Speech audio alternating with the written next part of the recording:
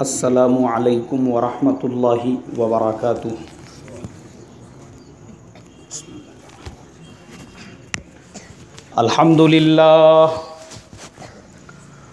अल्हम्दुलिल्लाहि नहमदुहु व नस्तईनुहु व नस्तगफिरुहु व नुअमिनु बिही व नतवक्कलु अलैहि व नऊज़ु बिल्लाहि मिन शुरूरि अनफुसिना व मिन सय्यिआति अमालिना। मन यहदिहिल्लाहु फला मुदिल्ल लहु व मन युद्लिलहु फला हादिय लहु व नशहदु अल्ला इलाहा इल्लल्लाहु वहदहु ला शरीका लहु व नशहदु अन्ना सय्यिदना व सनदना व हबीबना व शफीअना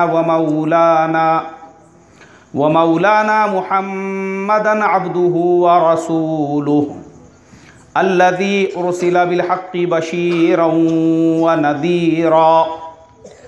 अम्मा बअदु फ़क़द क़ालल्लाहु तबारक व तआला अऊज़ु बिल्लाहि मिनश शैतानिर रजीम बिस्मिल्लाहिर रहमानिर रहीम।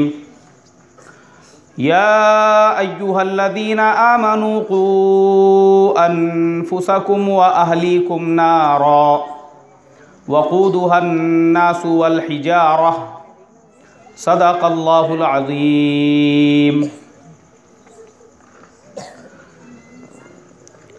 स्टेज पर जलवा अफरोज़ मुअज़्ज़ज़ उलमाए कराम, सियासी लीडरान और मेरे मोहतरम भाइयों, बुज़ुर्गों, दोस्तों, हमारा आज का ये जो जलसा है इस्लाह मुआशरा के उन्वान पर इसका इनेकाद किया गया है। अभी हमारे जिंतूर के नौजवानों की तड़प पर आपके दरमियान में हाज़िर होने का मौका मिला, इसलिए मोहतरम बुज़ुर्गों, कोशिश मैं ये करूँगा कि हमारे जिंतूर के भाइयों को ये मैसेज दूँ, ये पैगाम पहुँचाऊँ कि देखो, अल्लाह के प्यारे नबी सल्लल्लाहु अलैहि वसल्लम के ज़माने में जो समाज था, जो मुआशरा था, मुआशरा यानी समाज, उस ज़माने का जो समाज था वो फाका कश, गरीब, मुफलिस और फिर ईमान से पहले बेदीनी वाला, बेईमानी वाला। लेकिन अल्लाह के नबी सल्लल्लाहु अलैहि वसल्लम ने उसी समाज पर ऐसी मेहनत की कि आप देखेंगे वो समाज चंद सालों के अंदर पूरा क्या पूरा बदल गया। अल्लाह के नबी सल्लल्लाहु अलैहि वसल्लम की नबूवत से पहले मक्का मुकर्रमा का ये हाल था। हम लोग सुनते हैं बेदीनी के वक्त में लोगों के पास में समझ नहीं थी, लोग एक दूसरे की जान के दुश्मन बने हुए थे, ज़रा सी बात में आपस में लड़ाइयाँ झगड़े हुआ करते थे। और माशी एतबार से अगर हम देखेंगे, अब लोग ईमान में दाखिल हो गए। अल्लाह के नबी सल्लल्लाहु अलैहि वसल्लम ने मक्के से मदीने की हिजरत फरमाई। अब कैसा था कि मुआशरे में इतनी गरीबी थी, इतनी फाका कशी, इतनी मुफलिसी थी कि हज़रत अबू हुरैरा रज़ी अल्लाह ताला अन्हु का वाक़िया हिकायत सहाबा में हम लोग, मुझे लगता हफ़्ते में एक आध मरतबा तो तालीम में सुनते ही होंगे कि मस्जिद नबवी सल्लल्लाहु अलैहि वसल्लम के मिंबर और मेहराब के दरमियान में वो भूख की वजह से लेटा करते थे, ज़मीन को चिमड़ जाया करते थे, तो लोगों को ऐसा लगता था कि शायद मिर्गी का दौरा पड़ा है। और आप फरमाते थे कि वो मिर्गी का दौरा नहीं होता था, वो भूख होती थी। और असहाबे सुफ़ा जो थे अल्लाह के नबी सल्लल्लाहु अलैहि वसल्लम के ज़माने में, उनके पास में बाज़ ऐसे होते थे कि पूरा बदन ढांकने के लिए कपड़ा नहीं होता था, तो वो अपना सतर छुपाने के लिए एक दूसरे के पीछे बैठा करते थे। लेकिन मोहतरम बुज़ुर्गों, अल्लाह के नबी सल्लल्लाहु अलैहि वसल्लम ने समाज को चेंज किया, मुआशरे को बदल दिया, दोनों एतबार से, ईमानी एतबार से भी और इकोनॉमिकल एतबार से भी, दोनों तरीक़े से समाज को जब बदला तो देखो समाज के अंदर कैसे तब्दीली आई।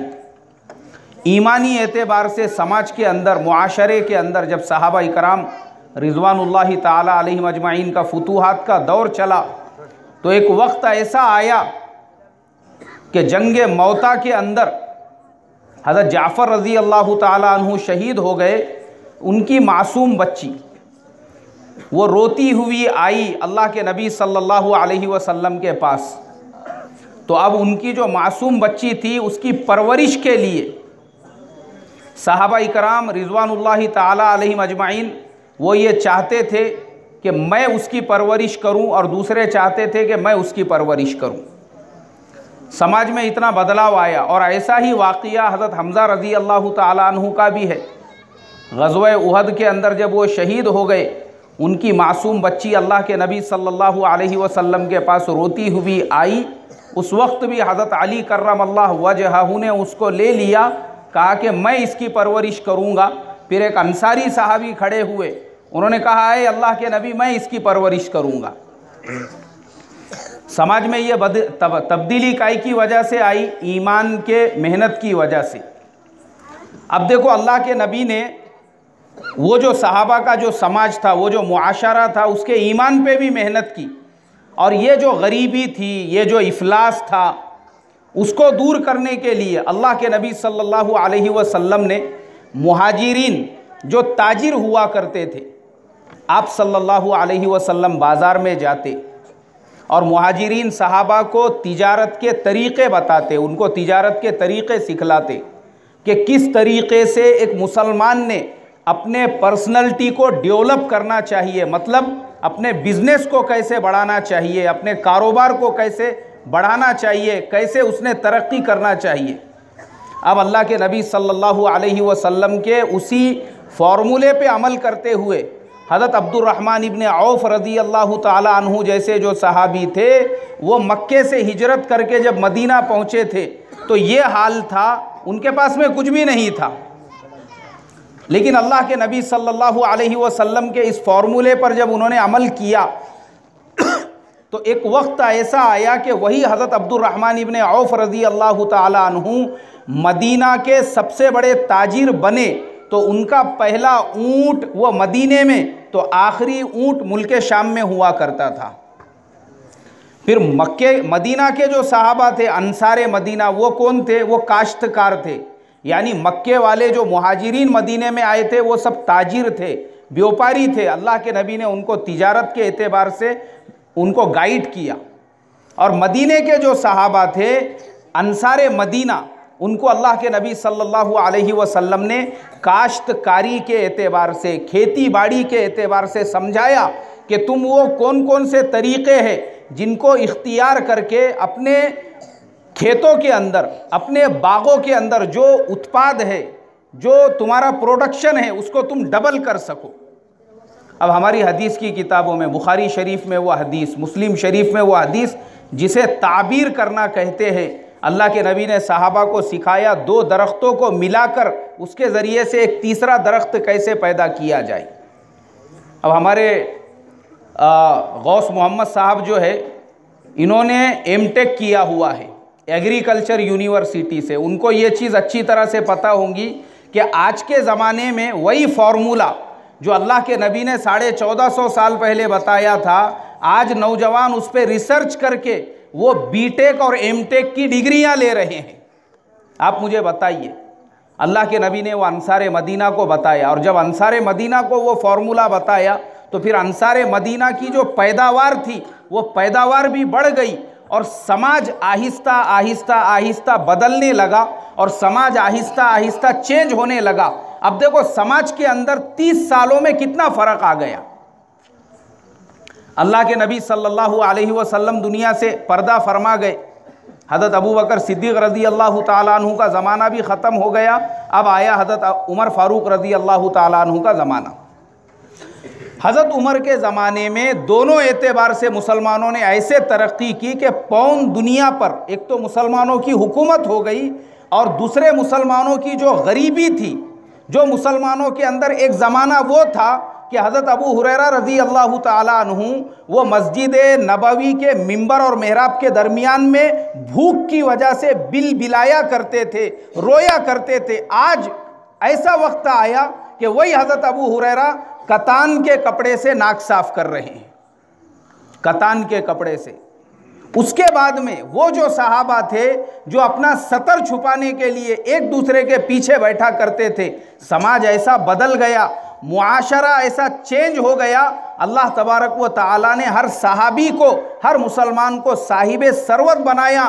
फिर एक ज़माना ऐसा आया हज़रत उमर इब्न अब्दुल अजीज़ रहमतुल्लाह अलैहि के ज़माने में कि ज़कात के लेने वाले कोई भी बाकी नहीं रहा और देने वाले सब पैदा हो गए।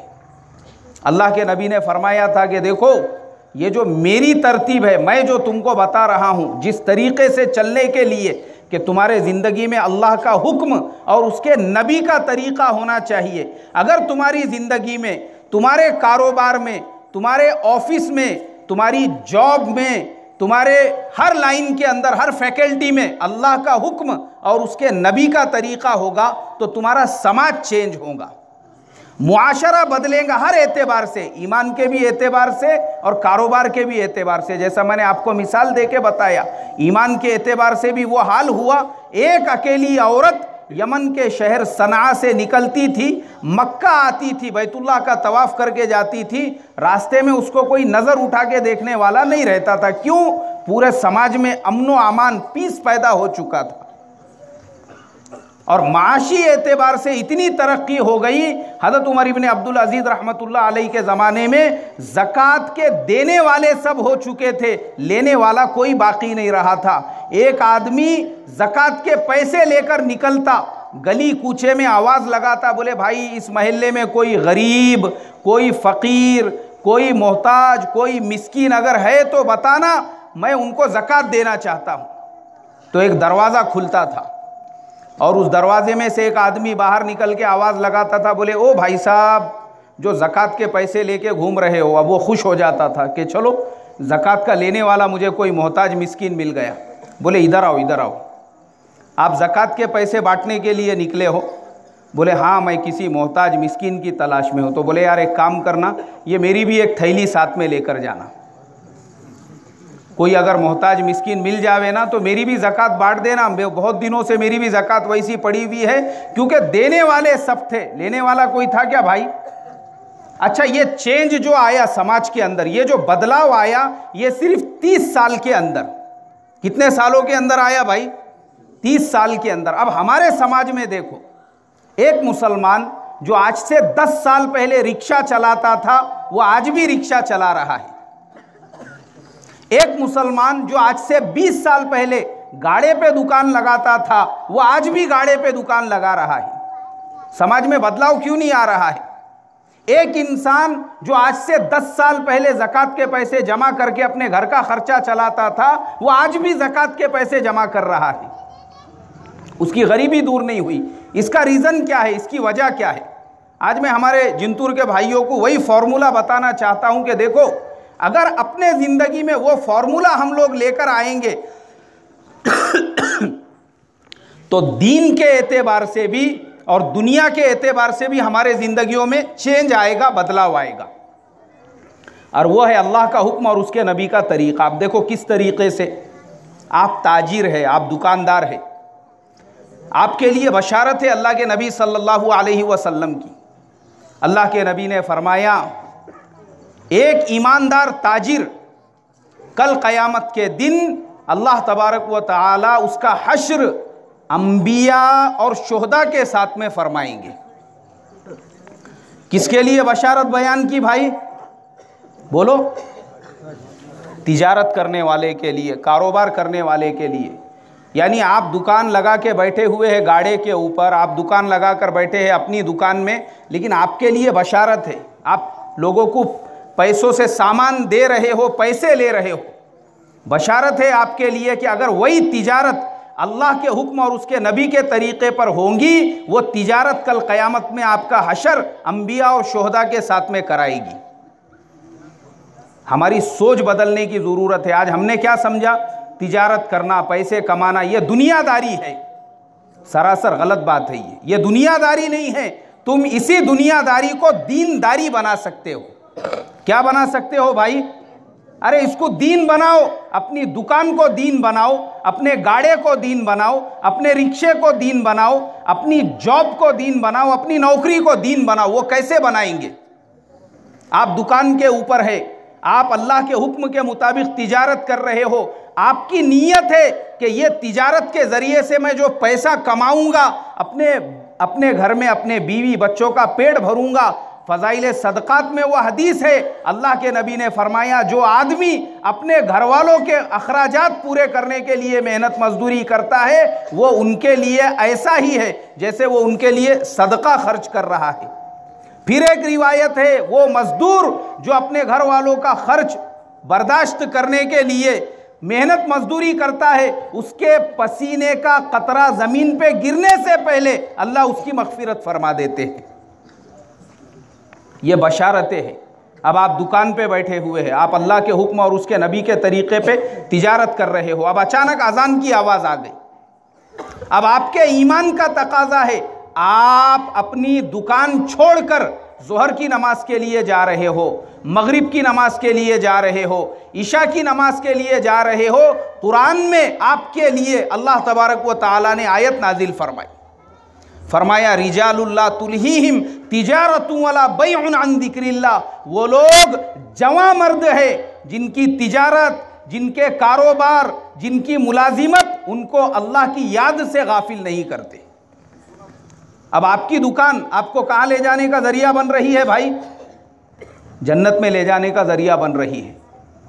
अब आप तिजारत कर रहे हो, अब आप मालदार बन गए, आपने अल्लाह के हुक्म पे नबी के तरीक़े पे तिजारत की। अब आप ज़कात अदा कर रहे हो उसी माल के ज़रिए से। वो माल जब आप ज़कात अदा करोगे और ज़कात अदा करने के बाद आपके दिए हुए पैसे से एक गरीब के घर में चूल्हा जलेगा, मुझे बताओ आपको सवाब मिलेगा या नहीं मिलेगा? तो कहाँ मना है शरीयत में माल कमाना? अगर शरीयत में मालदार होना मना होता, तिजारत करना मना होता, दुकानदारी करना मना होता और अपने आप को डेवलप करना अगर मना होता था, आज मुसलमानों का डेवलपमेंट किस लिए रुका हुआ है? मैं बताता हूं आपको, हमारी थिंकिंग, हमारी सोच कैसी बनी हुई है।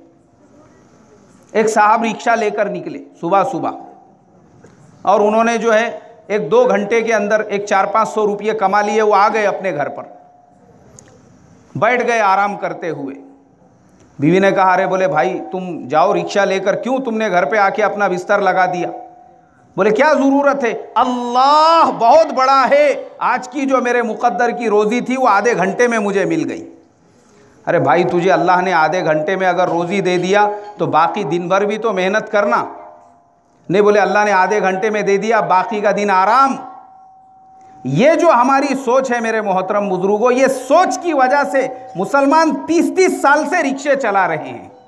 और अल्लाह के नबी का वो मुआशरा था कि अल्लाह के नबी सल्लल्लाहु अलैहि वसल्लम के ज़माने में सहाबा ने 30 साल में पूरे समाज को ऐसे चेंज कर दिया कि ज़कात के देने वाले सब थे और ज़कात के लेने वाला कोई नहीं था।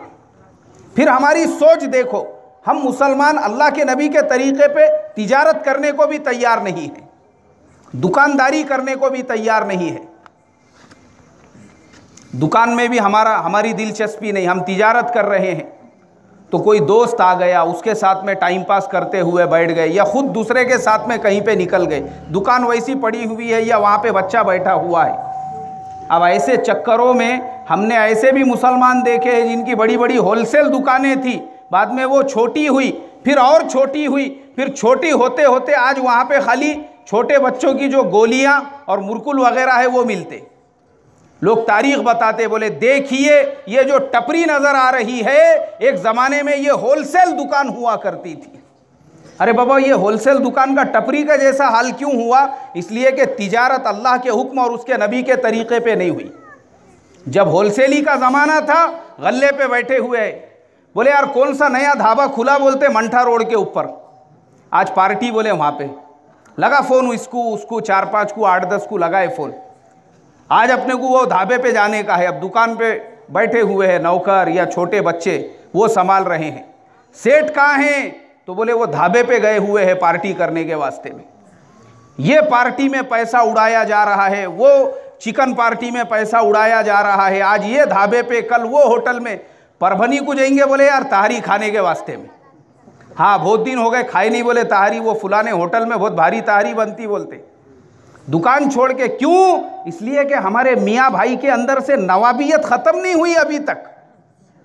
ये नवाबियत का जो मिजाज है हमारा, नवाबियत का, उसकी वजह से मैं आपको बताता हूँ, अल्लाह हिफाजत फरमाए, मैंने मेरी गुनहगार आंखों से उन लोगों को देखा जिनके विरासत में 50-50 एकड़ ज़मीनें आई हुई थी। 50-50 एकड़। वो 50 एकड़ ज़मीनें काहे के चक्कर में गई? मुर्गे की पार्टियों के चक्कर में।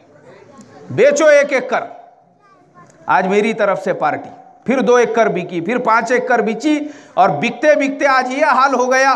मैंने एक बुजुर्ग को पूछा, मैं बोला यार इनके पास में 50 एकड़ ज़मीन थी, इनकी ज़मीन कहाँ चली गई? बोले मौलाना इनकी ज़मीन जो है वो मुर्गों ने खा गए। बोले नहीं, इन्होंने मुर्गों को नहीं खाए। इन्होंने मुर्गों को खाए क्या भाई? इन्होंने मुर्गों को नहीं खाए, इनकी जो ज़मीनें थी वो मुर्गों ने खा लिए, इसके वास्ते आज रिक्शा चलाने पे मजबूर है। तो पहले जो है ना मेरे मोहतरम बुजुर्गों, हमारे अंदर ये एहसास होना ज़रूरी है हम कैसे तरक्की कर सकते हैं। हम छोटे कारोबार को बड़ा, और वो बड़ा करने के लिए आपको अपने आप को झोंकना पड़ेगा उसके अंदर। मना नहीं है इस्लाम में, जैसे मैंने अभी बताया, आप मेहनत करके बराबर आप नमाज के टाइम पे नमाज पढ़ने के लिए जा रहे हो, माशाअल्लाह आप जो है मस्जिद के अंदर तालीम में भी बैठ रहे हो, और उसके अलावा ये चीज़ें मना नहीं है। उसके अलावा मैं ये भी कहूँगा कि तिजारत में अपने आप को पूरा झोंकने के अलावा, मुलाजिमत में अपने आप को पूरा झोंकने के अलावा, अल्लाह के रास्ते में वक्त लगाना भी ज़रूरी है।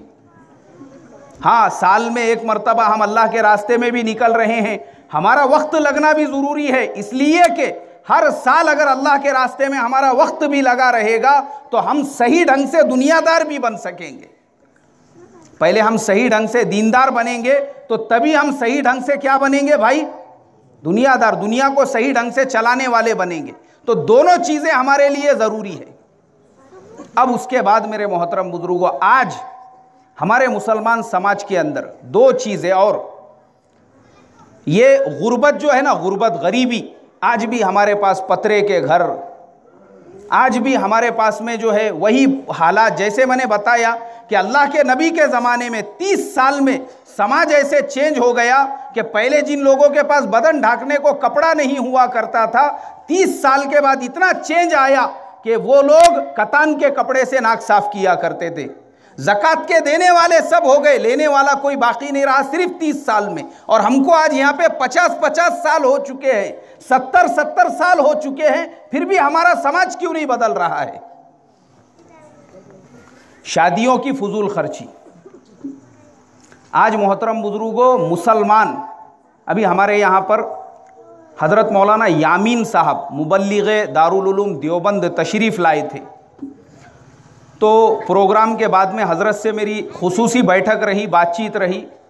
उसके अंदर हज़रत ने ये बात बतलाई, बोले आज मुसलमानों की जो फाका कशी, मुसलमानों की जो गुर्बत है, उसकी एक सबसे बड़ी वजह शादियों की फजूल खर्ची है। आप सोचो, आज हम लोग सब यहाँ मुझे जो मजमा नज़र आ रहा है, मैं देख रहा हूँ तकरीबन 90% नौजवान ऐसे हैं माशाअल्लाह जिनके सरों पे टोपियाँ हैं, जो फ़िक्रमंद नौजवान हैं। उसके बावजूद मोहतरम बुजुर्गों, हमारे समाज में से ये जो फजूल खर्ची है ये बंद नहीं हो रही है। आज हमारे ज़माने के मुफ्ती साहब के बच्चे के शादी में भी उतना ही खर्चा हो रहा है जितना हमारे ज़माने के नगर सेवक के बच्चे के शादी में हो रहा है। आज हमारे ज़माने के इमाम साहब भी जो है टाटा 407 में बारात लेके जा रहे हैं, और मुक्तदी भी जो है टाटा 407 में बारात लेके जा रहा है। मुझे बताओ, हमारे समाज में टोपियां आ गई, हमारे समाज में कपड़े आ गए, लेकिन हमारे समाज में अल्लाह के नबी के तरीक़े के मुताबिक शादियां क्यों नहीं आ रही है? और हम लोग बोलते हैं बयानों के अंदर, मैं खुद बोलता हूं कि अल्लाह के नबी सल्लल्लाहु अलैहि वसल्लम के तरीक़े में 100% कामयाबी है, और उनसे हटकर जितने तरीक़े हैं उसमें 100% नाकामयाबी है। हम खुद बोलते हैं। अब हमको अल्लाह के नबी के तरीक़े कहाँ पे याद आते हैं? अरे बोले इतनी लंबी मिसवाक से दांत घस रहा क्या, सुन्नत के खिलाफ है वो, काट के ले उसको बराबर, एक ही बालिश रहना बोले मिसवाक। हमको सुन्नत वहाँ पे याद आती, मिसवाक एक बालिश से ज़रा बढ़ गई, फिर हमको सुन्नत याद आती। अरे बाबा ऐसा क्या एड़े के जैसा पकड़ के दांत घस रहा, ऐसा पकड़ते मिसवाक को, या ऐसा सीख, ज़रा सीख इधर। मिसवाक करते वक्त हमको अल्लाह के नबी की सुन्नतें याद आती। एक साहब ने केला पेश किए, मैंने उठाया वो केला, अरे रे रे ऐसा इधर से मत छीलो। मैं बोला क्यों? नहीं, बोले इसको ऐसा उल्टा करके छीलना सुन्नत है। मैंने कहा अच्छा ठीक है, चलो भाई उल्टे तरफ से छीलेंगे उसको। यानी हमको केला खाते वक्त में सुन्नत याद आती, हमको मिसवाक करते वक्त में सुन्नत याद आती, ये तमाम बातों के वक्त में सुन्नत याद आती। लेकिन हमारी जब शादी होती है फिर वो गैरों के तरीके पे क्यों होती है? आज हमारी सबकी शादियां, चाहे हमारे बदन पे कितना ही अच्छा लिबास आ गया हो, सर पे टोपी आ गई हो, कुछ भी आ गया हो, लेकिन हमारी शादी में 99% जो चीज़ें हैं वो वही है जो गैरों के शादियों में होती है, वही हमारे शादियों में होती है। हमारे शादी में इस्लाम के नाम पर सिर्फ और सिर्फ जो ईजाब व कबूल है वो होता है, उसके अलावा कुछ भी नहीं। जो ईजाब व कबूल होता है ना, कबूल किया मैंने, बस वो उतना ही इस्लाम है। उसके अलावा जो शादी कार्ड हमारे यहाँ पे छापे जाते हैं, ये हराम है, नाजायज़ है। किसी मुफ्ती साहब ने मेरे को उसके जवाज़ का फतवा लाकर देना, जिंदगी भर वो मुफ्ती साहब की थैली लेके उनके पीछे पीछे चलूंगा मैं। हाँ, जिंदगी भर वक्फ कर दूंगा अपने आप को उनकी खिदमत के लिए, उनकी जूतियाँ सीधी करने के लिए। अगर उन्होंने मुझे ये फतवा दे दिए कि शादी के अंदर कार्ड छापना ये सुन्नत है, साहबा का तरीका है बोल के, ये बरहमनों का तरीका है, ये गैरों का तरीका है, फजूल खर्ची है, फजूल खर्ची। और कुरान में फरमाया इन्नल मुबद्दिरीना कानू इख्वान शयातीन, फजूल खर्ची करने वाले शैतान के भाई हैं। और कार्ड भी कितने के हो चुके हैं? 25 रुपये वाला कार्ड, 50 रुपये वाला कार्ड, 100 रुपये वाला कार्ड। एक साहब बॉम्बे से आए पुणे में कार्ड बांटने के लिए, और वो मेरे मस्जिद में भी आए। आने के बाद में बोले मौलाना ये आपके लिए कार्ड लेकर आए, फुलाने की शादी है। मैं बोला यार ये कार्ड उठाने को एक आदमी लगने वाला, इतना वजनदार कार्ड कहाँ उठ रहा मेरे हाथ से, बहुत बड़ा दिख रहा। मैं बोला ये कितने का है ये? बोले ये 250 रुपये का है। अरे मैं बोला 250 रुपये दे देते तो बम्बई के आने जाने का किराया निकल जाता था यार, कार्ड देने की क्या ज़रूरत थी? व्हाट्सएप पे बोल देने का था इतने बजे फलाने जगह पे शादी है, आ जाते थे। वहाँ कार्ड देने की क्या, 250 रुपये में आते जाते थे, और रास्ते में नाश्ते का भी खर्चा निकलता था। 250 रुपये का कार्ड, आप सोचो। हज़रत मौलाना यामीन साहब उन्होंने कैलकुलेशन करके बताई, बोले चलो 10 रुपये का भी अगर कार्ड है और एक मुसलमान अगर 500 भी कार्ड अपने शादी में अपने बच्ची के, अपने बच्चे के छापता होगा तो तकरीबन वो 5000 रुपये का खर्चा है। अब आप सोचो, आपके शहर के अंदर, जिंतूर छोटा सा शहर है, साल में कम से कम 100 शादियां तो होती होंगी। अगर 100 शादियों का भी हमने कैलकुलेशन किए तो 50,000 रुपये हमारे सिर्फ कार्ड में जा रहे हैं। और वो कार्ड का लोग क्या यूज करते हैं? 5 लाख हमारे 5 लाख रुपये हमारे जो है वो सिर्फ कार्ड में जा रहे हैं। अच्छा, कार्ड का यूज क्या होता है? वो जो कार्ड है हमारा, वो कार्ड का यूज क्या होता है? वो कार्ड आपको नाली के अंदर मिलेगा, कचरा कुंडी पे मिलेगा। कोई भी, हर आदमी वो सामने वाले से जुबानी पूछता है कौन से तारीख को शादी है और कहाँ पे शादी है। कार्ड कौन देखते बैठता, पड़े हुए रहते। और वो कार्ड में बेअदबी उसमें लिखा हुआ है अन निकाहु मिन सुन्नती, और वो कचरा कुंडी में पड़ा। अल्लाह हिफाजत फरमाए। फजूल खर्ची। अब आप सोचो, जिंतूर एक छोटा सा शहर है, अगर 5 लाख रुपये का खाली कार्ड का जो खर्चा है, उसमें मैं कहता हूं मुसलमान अपना एक प्राइवेट हॉस्पिटल आलीशान बना सकते हैं। और 5 लाख रुपये में बगैर खर्चे के वो हॉस्पिटल चला सकते हैं। और खाली मुसलमानों के वास्ते नहीं, सबके वास्ते। हमारे जो दूसरे भाई है, बिरादराने वतन समाज सेवा के लिए किसने कायम किया, लेकिन नाम हमारा हो रहा है। कि भाई मुसलमानों ने एक ऐसा हॉस्पिटल बनाए, सिर्फ हमारे कार्डों के खर्चों में हम ऐसे बड़े बड़े काम कर सकते, फिर एक आधा अच्छा स्कूल खोल सकते, फिर हमारे कौम के वो छोटे मासूम बच्चे जो बेचारे पैसे नहीं होने की वजह से 12वीं में 80 और 85% लेकर भी छोटा मोटा ITI करके बैठे हुए हैं। क्यों? उनको सपोर्ट नहीं है। ऐसे बच्चों को सपोर्ट करेंगे, वो बच्चे MBBS डॉक्टर बन सकते हैं, अच्छे से अच्छे इंजीनियर बन सकते हैं, वो 5 लाख रुपये के अंदर। लेकिन वो 5 लाख हमारे ऐसे ज़ाय हो रहे हैं। उसके बाद मोहतरम बुजुर्गों, जो बारात ले जाई जाती है शादी के अंदर, याद रखो हराम है, हराम है, हराम है। बारात का ले जाना उलामा का मुत्तफिका फतवा है।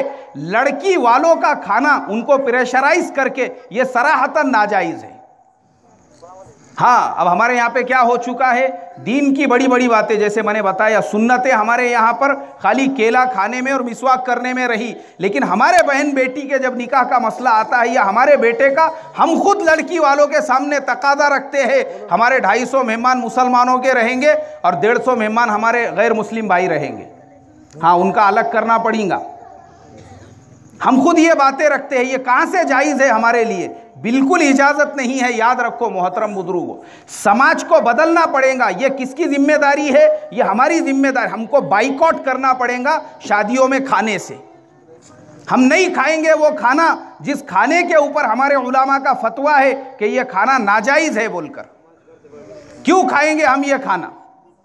हमारे उलामा ने इसके ऊपर फतवा दिया हुआ है। ये जो फजूल खर्ची है मेरे मोहतरम बुजुर्गों, उसके बाद और फजूल खर्ची मैं आपको बताता हूं। बड़े बड़े हॉल किए जाते हैं, उसका हासिल क्या है? कोई हासिल नहीं है। सुन्नत के खिलाफ एक जगह मंगनी थी, उन्होंने दावत दी है, मैं भी पहुंचा। वो 2.5 लाख रुपये रोज का हॉल था खाली।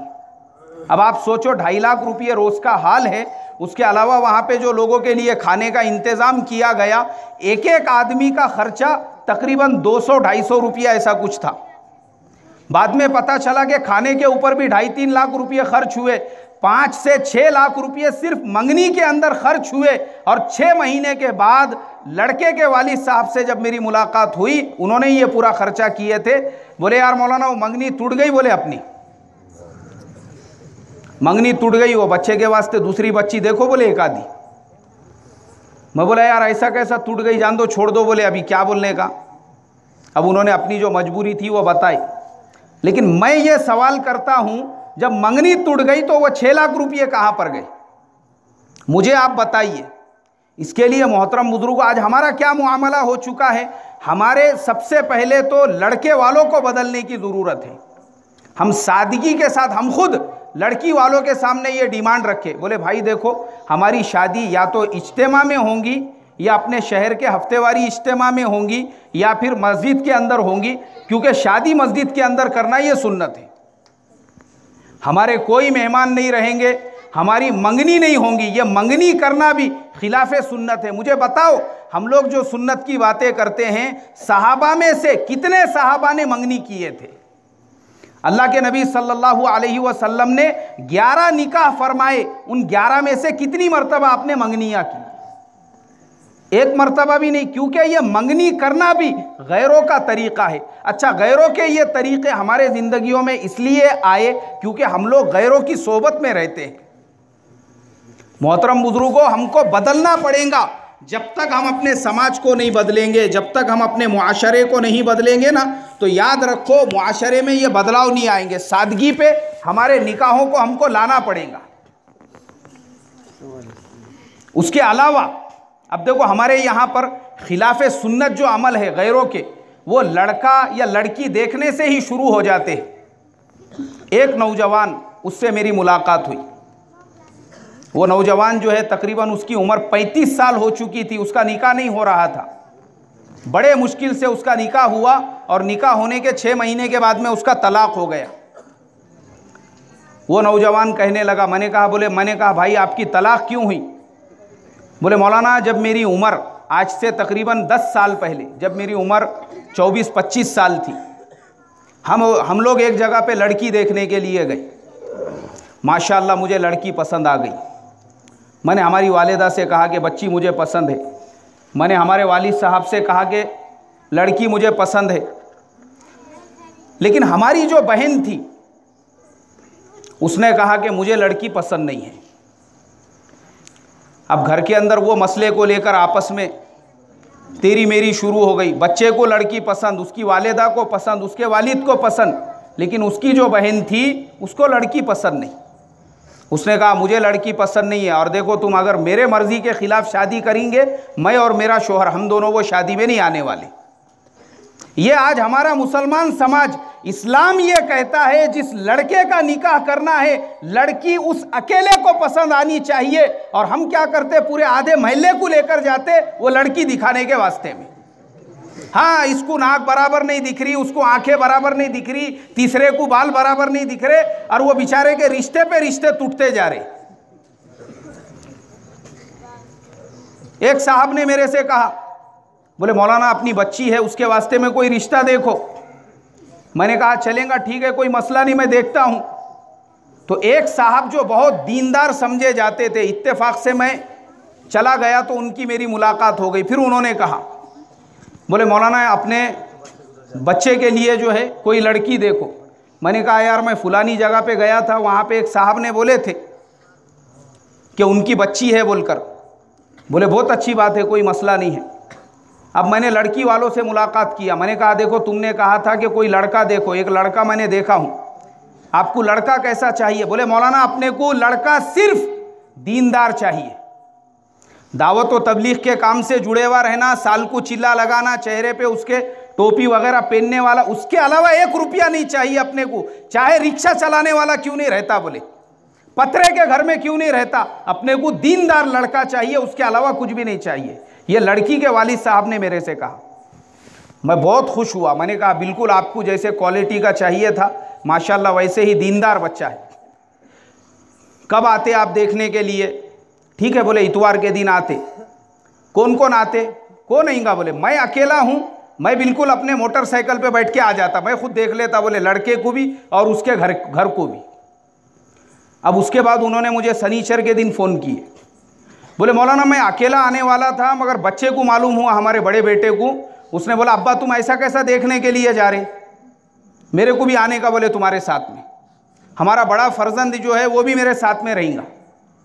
मैं बोला चलेगा, कोई मसला नहीं है, बिल्कुल आइए। फिर मैंने वो लड़के के वालिद साहब से, क्योंकि ये लड़की वाले थे, लड़के के वालिद साहब से कहा, मैंने कहा देखो वो 2 लोग आने वाले हैं मोटरसाइकिल के ऊपर, 2 के हिसाब से तुम खाने की तैयारी करके रखो।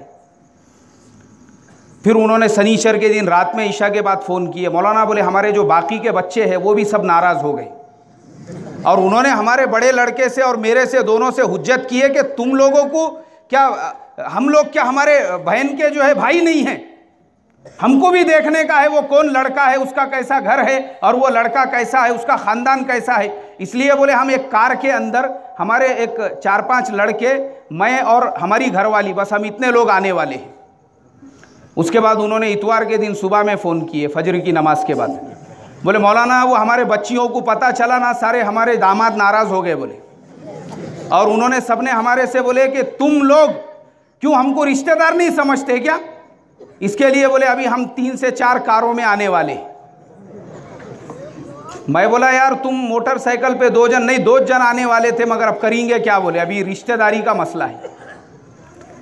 उसके बाद उन्होंने वापस से मुझे फ़ोन किए निकलते टाइम पे। बोले मौलाना निकलते टाइम पे हमारे महल्ले वालों को, पड़ोस वालों को पता चला। मैंने बोला उनको कि आप क्या रेलगाड़ी भर के आ रहे तुम? अरे क्या है? मैं बोला यार वो बेचारों के घर पे जगह नहीं, अब तुम्हारे वास्ते पूरा वानखेड़े स्टेडियम बुक करना पड़ता हमारे को बिठाने के वास्ते में। अब उसके बाद आए वो अल्लाह अल्लाह करके, उसमें से आधों को हमने बिठाए, आधों को मस्जिद के अंदर बिठाए। अब देखो वो बुजुर्ग जो है, उन्होंने मेरे से जब कहा था लड़की के वालिद साहब ने कि मुझे कुछ नहीं चाहिए, सिर्फ लड़के की दीनदारी चाहिए। अब घर में आने के बाद में वो बोलने लगे, क्या? बोले ये कमरा 10 बाय 10 का दिख रहा, वो छोटा दिख रहा। बोले ये कितने कमरे हैं? अच्छा एक किचन है, 2 कमरे हैं। अच्छा, उसके बाद छत देखने लगे। बोले यार ये छत पे पीओपी नहीं करे हुआ है क्या? सादा छत दिख रहा, कलर ऐसा दीवार को घस घस के देखने लगे। बोले यार ये पुराने ख्यालात के लोग दिख रहे। बोले हमारी बच्ची तो बहुत हायर एजुकेटेड है, उसका जमींगा क्या बोले यहाँ पे। यानी इंसान के अल्फाज की तब्दीली देखो। आज से चंद दिन पहले उन्होंने कहा सिर्फ लड़का दीनदार चाहिए, लेकिन जैसे ही लड़के के घर पे देखने के लिए गए उसकी दीवार खुरच खुरच के देखने लगे, कलर चूना मारे हुआ है क्या, कौन सा मारा हुआ है, छत चेक करने लगे, उसके कम। हमारा ये जो समाज है मोहतरम बुजुर्गों, इसी वजह से आज हमारे बहन बेटियों के निकाह नहीं हो रहे हैं। इसमें जितना कसूर लड़के वालों का, लड़की वाले भी उतने कसूरवार हैं। इसलिए हम लोगों को सादगी पे आना पड़ेगा। मैं आपको बताता हूं सुन्नत क्या है लड़का लड़की देखने में। इस्लाम ने जितना हक लड़के को दिया उतना ही हक लड़की को भी दिया, और यह सुन्नत है कि निकाह से पहले लड़का एक मर्तबा वो लड़की को देख ले, सिर्फ लड़के को इजाजत है। अब हमारे यहां पर जो बहनोई वगैरह जाते हैं वो तो नामहरम है भाई, उनको देखने की इजाजत ही नहीं है इस्लाम के एतबार से। इसलिए मेरे मोहतरम बुजुर्गों, मैं आप तमाम लोगों से, हमारे जिंतूर के जो भाई है, मैंने जो शुरू से बात की कि मुसलमान ईमान के साथ साथ इकोनॉमिकली कैसे स्ट्रांग हो सकते हैं, दोनों इस पे हमको ध्यान देना पड़ेगा। बिजनेस में हमको अपना पूरा कॉन्सेंट्रेट करके एक सही व्यापारी बनकर, एक सही दुकानदार बनकर, हमारे मारवाड़ी भाई राजस्थान से आकर वो हमारे शहरों के अंदर छोटी सी दुकानों से शुरुआत करके बड़े बड़े होलसेल व्यापारी बन जाते हैं, और हम बस्ती के रहने वाले 30-30 साल तक क्यों गाड़ा खींचते हैं, 10-10 साल तक क्यों रिक्शे चलाते। मैं बताता हूं आपको, वो लोगों के जिंदगी में देखो, जब फजर की अजान होंगी ना, उसी टाइम पे अपनी दुकानों के सामने वो पानी छिड़केंगे, खराटा मारेंगे, और फजर की अजान के टाइम पे उनकी सारी दुकानें खुल जाएंगी। हमारे मियाँ भाई 11 बजे उठ रहे हैं, बोले यार वो रात को व्हाट्सएप पे बिजी था, बोले मैं 3 बजे तक। 11 बजे उठ रहे हैं, 11:30 बजे इनका पानी गर्म हो रहा है, और 12 बजे दूल्हे के जैसा सज धज के अब दुकान की तरफ निकल रहे, और जोहर के टाइम पे इनकी दुकान खुल रही है। मुझे आप बताओ हमारे तिजारतों में बरकत कहां से आएगी, जब अल्लाह के नबी फरमा चुके हैं कि सुबह के वक्त का सोना रिज़्क़ को रोक देता है। पहली हदीस हम लोग बचपन से सुनते आ रहे, नौमुस सुबहती यमनउर रिज़्क़। इसलिए मेरे मोहतरम बुजुर्गों, हमको बिल्कुल मना नहीं, मैंने कहा ना कि अगर मालदार आप बनेंगे, आपका पैसा आपको जन्नत में ले जाने का जरिया बनेगा, इसलिए कि आप उस पैसे के जरिए से सदकात अदा कर रहे हो, ज़कात अदा कर रहे हो। और ये जो शादियों में खर्चा होने वाले हमारे 4 लाख 5 लाख 3 लाख है, अरे वही पैसे को आप अपने आप को डेवलप करने पे खर्चा करो, अच्छी दुकान डालो, वही पैसा दुकान में लगाओ, वही पैसा अच्छे कारोबार में लगाओ। दूल्हे मियाँ ने शादी में 1.5 से 2 लाख रुपये खर्चा करे, वलीमे में 50 से 60 हज़ार रुपये खर्चा करे, और उसके बाद में क्या है, कुछ नहीं है, बोले वही किराए का रिक्शा है, खुद का रिक्शा भी नहीं है चलाने के लिए। तो इसके लिए मोहतरम बुजुर्गों सोचना पड़ेगा हमको। समाज का सबसे ज्यादा जो खर्च हो रहा है वो शादियों में। आज इरादा करो, अहद करो कि इंशाअल्लाह हम अपने बहन बेटियों के और अपने बच्चों के निकाह वो अल्लाह के नबी के तरीके पे करेंगे।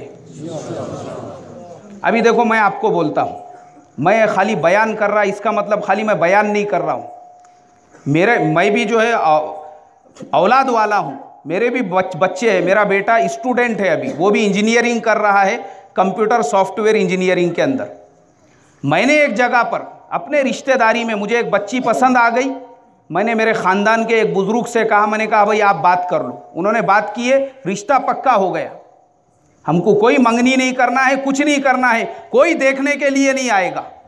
हमारे भी रिश्तेदार है, जो बच्चे की खालाएं थी और दूसरे उधर के जो रिश्तेदार थे। मैंने कहा भाई शरीयत के अंदर तुमको बताना ज़रूरी नहीं है, क्योंकि अगर हम सादगी पे आएंगे तो मुआशरा सादगी पे आएगा।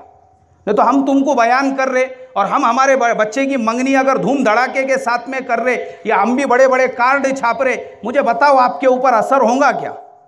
तो इसलिए मैं आपको मेरी मिसाल देकर बता रहा हूं कि अल्हम्दुलिल्लाह हम आपको नहीं बोल रहे, हम भी उसके ऊपर प्रैक्टिकल अमल करने वालों में से है। तो अगर हम सब इसके ऊपर अमल करेंगे तो एक तो ये होगा कि हमारे मुआशरे में से हमारी बच्चियां जल्दी उठेंगी, और दूसरा ये कि लड़की के माँ बाप के ऊपर जो फजूल खर्ची है उसका प्रेशर नहीं पड़ेगा। वरना बेचारा बेटी का बाप जो है ना, वो अल्लाह हिफाजत फरमाए, अभी मैं क्या बताऊं आपको, बेटियों के गम में उम्र से पहले लोगों के बाल सफ़ेद हो जाते। एक साहब, बस एक बात बोल के मैं अपनी बात ख़त्म करता हूँ। मेरे एक मुसल्ली है, उन्होंने मेरे से कहा, बोले मौलाना मुझे एक मोबाइल लेना है। मैंने कहा एक आधा 10-15 हज़ार रुपये का ले लो, ले जाके शोरूम पे से। बोले यार क्या बात कर रहे हैं आप, हमको कोई भी चीज़ ख़रीदने से पहले 10 बार सोचना पड़ता। 3 बेटियां हैं बोले मेरी, मैं अगर अभी से ऐसे 10-10 हज़ार के मोबाइल खरीद के अय्याशी कर लूँगा तो बेटियों की शादियाँ कहाँ से करूँगा। अरे मेरे को एक आधा 1200 का 1100 का ऐसा कोई सादा सिंपल आता होगा, उसके बारे में मशवरा दो। बेटी का बाप अपनी ख्वाहिशात को, अपने लिए अच्छा जूता नहीं खरीद रहा है, अच्छे कपड़े नहीं खरीद रहा है, अपनी ज़रूरत की चीज़ें नहीं, क्यों? बेटियों का गम है उसके ऊपर।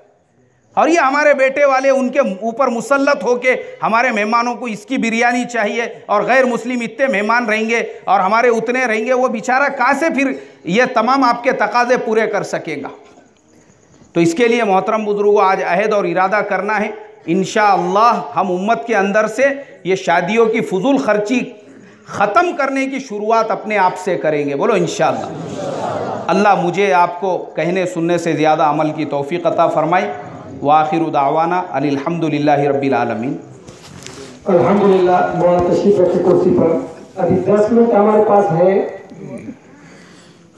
मौलाना का इस्लाही माशरा फाउंडेशन चलाते हैं, हजरत फाउंडर है, पूना में चलाते हैं, और होश भाई के साथ मिलकर एक अच्छा